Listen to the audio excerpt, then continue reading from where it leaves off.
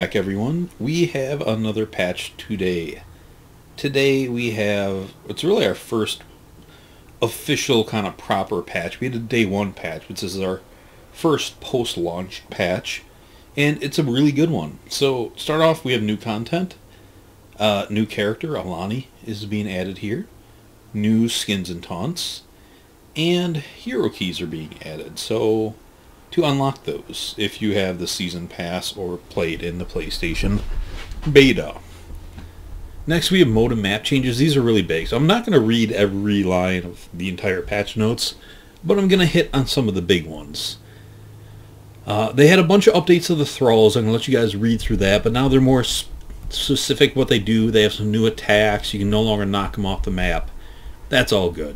The big deal here, modified the sniper nest to prevent players from engaging first sentry across the map. So Marquis can no longer just cheese that first sentry down. But they also did a lot of fixes to help it be more even, so once you kill it first sentry, you just don't snowball over the other team. There's a better chance of a comeback. So both of those are really going to fix Overgrowth. And since there's only 6 PvP maps currently, that's a big fucking deal. A lot of people are really angry about this, and rightfully so, but I think Gearbox did good. Fixing something like this in 3 weeks is a pretty good fix. Just getting that patch, sometimes through certification, can take up to a month. So, yeah, I think this is really good. And that's not something they can do in a hotfix either. Echelon was just various fixes. So we have some character nerfs and fixes, and even some buffs. Ambra's extinction event no longer slows enemies. With this big AoE, they thought it was a little bit too powerful, so they brought it down and removed the slow. Then they fixed an issue where Scorching Strike dealt extra damage where it wasn't supposed to, but then they also fixed an issue that prevented stealth targets from being revealed during her left helix agile anomaly in level 2 right helix solar burst. So a negative fix, a positive fix. That's not too bad for Ambra. She's still really fucking good, so calm down. Boulder, just random fixes, same with El Dragon and Diande. But then we have Galilea. I keep saying Galilea. This is really good. I like what they did. She's an awesome character with a ton of cool tools to play with, and I really like her. And I was scared if they removed too many of her tools, is she going to be the same? But what they did is, I think, pretty good. They really hit her in 2 ways. So, step 1 is when you activate Desecrate, instead of all the tools that went with Desecrate being active for its entire duration, now they're only active when you activate it. And that includes wounding them with Calamity, silencing them with Bleak Quiet, what the fuck, Black Wind Howl only increases their movement speed when it's initially activated, I'm assuming for a few seconds, but not the entire time it's up. She can no longer tackle sprinting. That was a separate issue, and that was fixed. It should have been. And they actually fixed an issue that's going to help her, preventing corruption from damaging enemies affected by her Desecrate after selecting Calamity. So I like that. I think that's a good fix. She still has all of her tools. They're just active for a shorter period of time.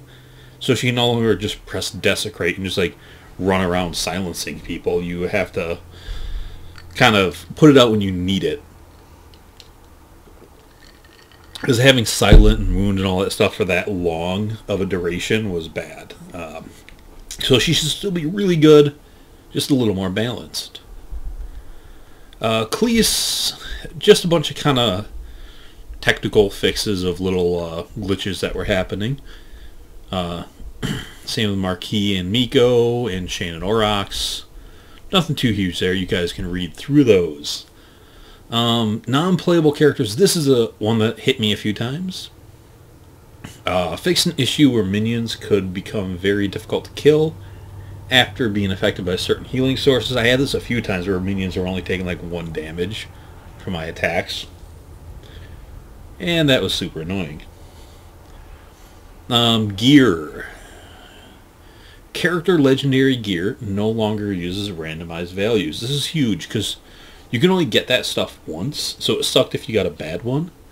Hopefully this retroactively applies to the gear you already acquired. The two other little things.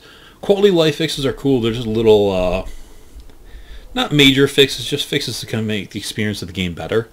My favorite one here is adding more sorting to the character screen in the command menu. So you can do it by faction, character rank, lore challenge completion, and unlock. Faction's the one I really wanted, but I like the other ones. Fix some other issues that you can read through. And then we have some matchmaking, audio. And the one I wanted to talk about, I forgot, they also cleaned up some of the textures in Echelon and Overgrowth to prevent collisions, which is good that they continue to do that as well.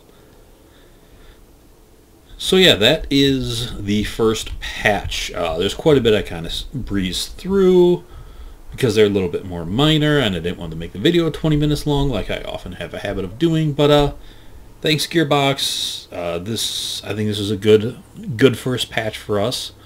Galilea and Marquee on Overgrowth are probably the game's two biggest glaring issues, and they fixed them both along with some other stuff. I really like what they did with the thralls, and we have a new character tomorrow. That's awesome, and new skins and taunts. I didn't think I was going to like the skins and taunts as much as I do, but I've been having fun with them. So that's it for today. I will see you guys tomorrow, and maybe I'll do some incursion stuff so I can show you how that changed. Thanks for watching. I'll see you later. Bye.